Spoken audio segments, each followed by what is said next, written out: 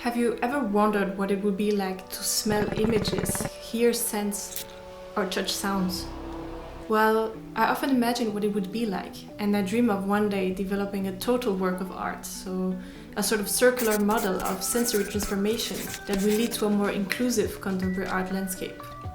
But it's not just a dream. I've already started working on this mega project, and with the help of many, I've created sculptures that translate sound into tactile sensations. That's right, it's possible to touch music.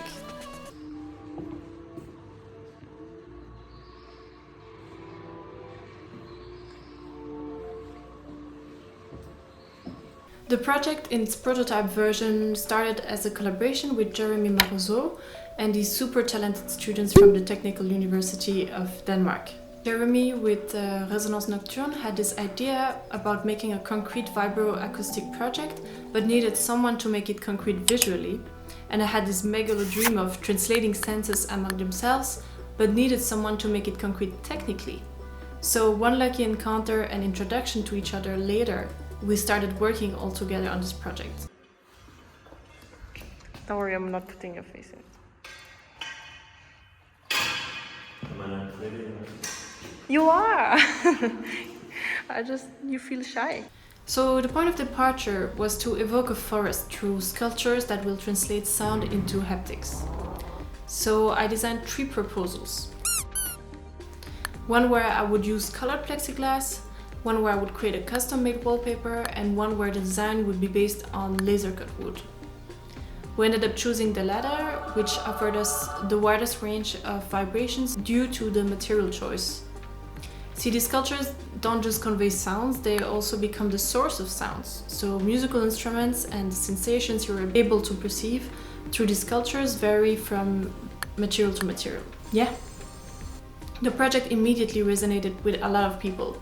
We ended up finishing it right on time for a showcase in a music festival for kids, and then it traveled to my favorite contemporary art institution in Copenhagen called Copenhagen Contemporary. They have a section of the institution dedicated to children and experiments, and our project fitted right in. The first time I came to Denmark, I promised myself that I would one day exhibit at CC, and seeing that happen, even if it was more a showcase than an exhibition, was completely surreal. The project continued having a life of its own, being used for concerts at the Fine Arts Museum of Geneva and at festivals, before reaching the ears of the director of a very particular institution.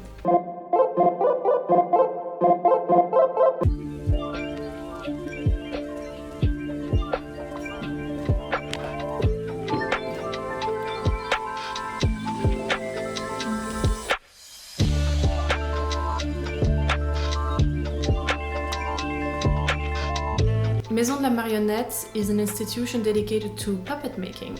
It was founded by a playwright, among other things, who's called Françoise Flabat, together with her late husband and, among other things, puppeteer Francis Houtman, in an old hôtel particulier / grand urban mansion. I even heard rumors that Françoise used to live there in the beginning when the Maison de la Marionnette was being founded. I can't imagine how it would be like to live in an old eccentric mansion filled with puppets. It must be great. Now, this institution is dedicated to all forms of puppet making, from traditional to contemporary puppet making.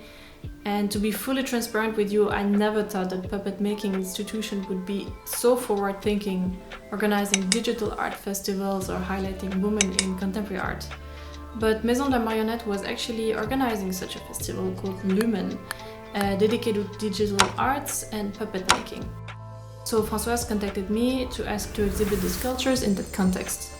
So I thought this would be the perfect opportunity to show you how it is to prepare and open an exhibition.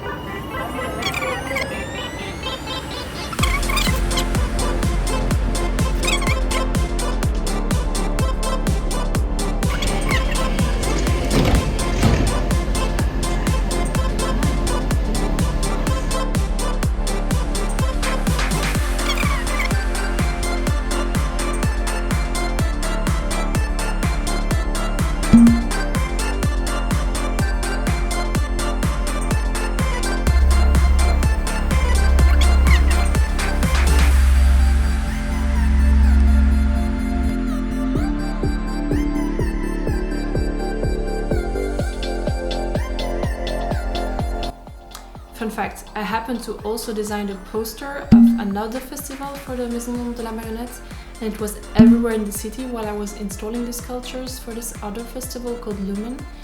And I'll show you how I ended up with this image, but that's for another video.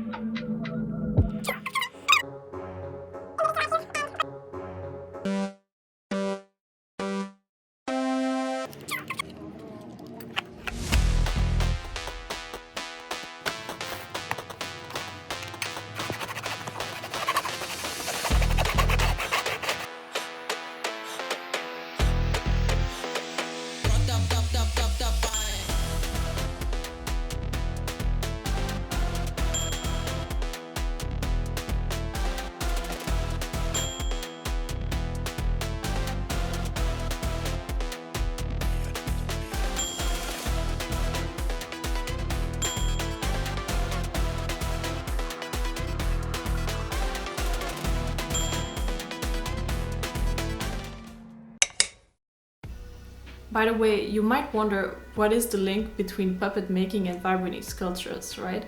Well, puppets, the way Françoise and her team define it, is any objects to which life is given. So by transforming sound into tactile vibrations and transforming sculptures into instruments, we give them a life of their own. Of course, this implies that many things can therefore be defined as puppets, dolls or even robots, for example. Do you agree?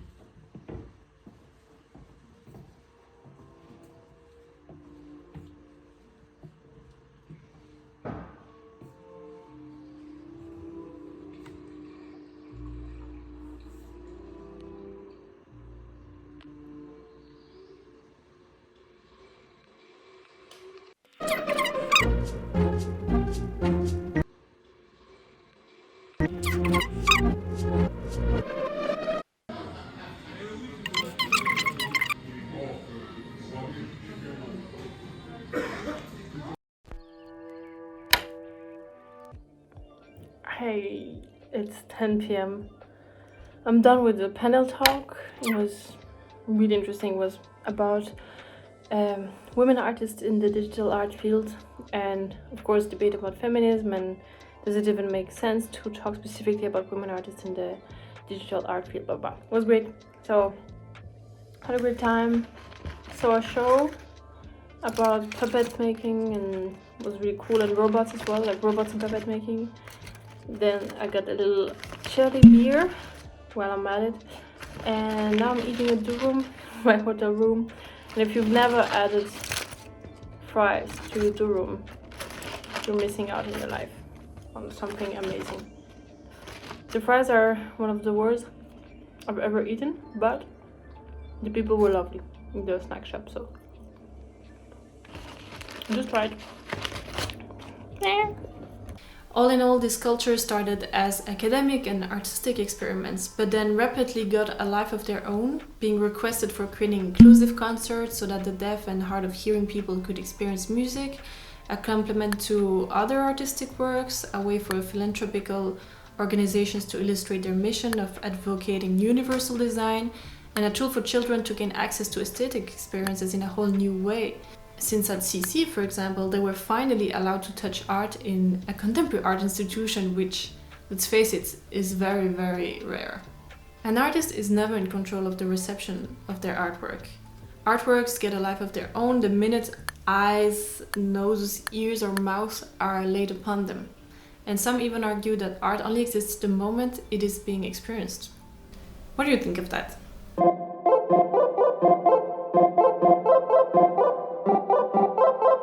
If you're still watching, here's a little treat. We got exclusive access to the archives at Maison de la Marionnette, where hundreds of thousands of incredible puppets are being stored. So here's an exclusive sneak peek into the attic of the Maison de la Marionnette. Waouh, incroyable quoi. Celui-là, on a toutes les bouches, tous les yeux des personnages. Après celle-là, elle vient du Péruchet. C'est-à-dire, je connais pas. À Bruxelles. Ok. Là, c'est aussi, tu vois, il y a marqué musique. C'est trop cool. Et après, celle-là, c'est blabla. Les Ranges, c'était Julien de Bruxelles, c'était un grand spectacle. C'était par exemple le yo. Oh my god. god. Des ombres chinoises. Comment c'est des ombres chinoises de l'ère du. Ouais. C'est magnifique. Dans le musée, il y a une petite boîte un peu comme ça. En fait, là, on a des décors. Oh, waouh, des dragons et tout. Ouais. C'est même un siège, en fait, avec des dragons. Autre dimension. Ouais. Donc ça, c'était de l'ombre chinoise. C'est ça, exactement. Ah. Et du coup, il y en a plein qui vont, vous les voyez en avant-première, il y en a quelques-unes qui... Celle-là, elle vient d'Indonésie. Oh, et l'odeur aussi. Ouais. En fait, on le voit pas, on fait pas attention, mais en fait, il y a un foufou. Ah, Génial. Bien sûr. Voilà. C'est le vrai celui-là. C'est un vrai, hein. C'est c'est pas Pavali qui les a fait ceux-là. Il y a même le théâtre du Colibri, qui est un autre théâtre. Oh, elle est magnifique celle-là. Ah ouais, elles sont toutes incroyables. C'est pas ça, c'est de Pays de l'Est, non? Non, pas du tout, c'est Bruxelles, c'est le Colibri. En tout cas, c'est lui qui nous les a donnés, donc oui, ne t'inquiète pas. Et faut qu'on les raccroche. Elles étaient en expo, mais en fait, là, on a eu une expo temporaire sur une marionnettiste québécoise. Et du coup, on avait enlevé celle-là.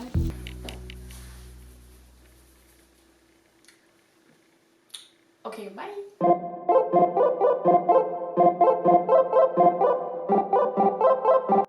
Ask for a vegetarian kebab, or like a vegetarian durum, but to replace the falafels with feta, and the lady was like, oh, but it's gonna be like too small for you, like you need more food.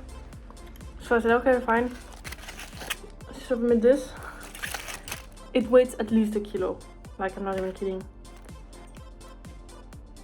I don't think I'm gonna be hungry for 2 days or so like that.